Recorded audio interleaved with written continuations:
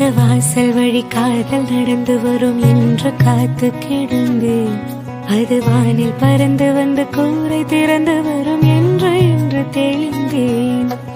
தாவி வந்து என்னை அழைத்த போது இந்த சல்லி வேர்கள் அருந்தேன். சாவி நிலை வரை சென்று மீண்டும் இன்று 2 ஜென்மம் அடைந்தேன். துடிக்கும் உதடு கொண்டு துடை தேடு வெக்கத்தை அணைப்பின் ஆதிக்கத்தால் வெளியேற்று அச்சத்தை.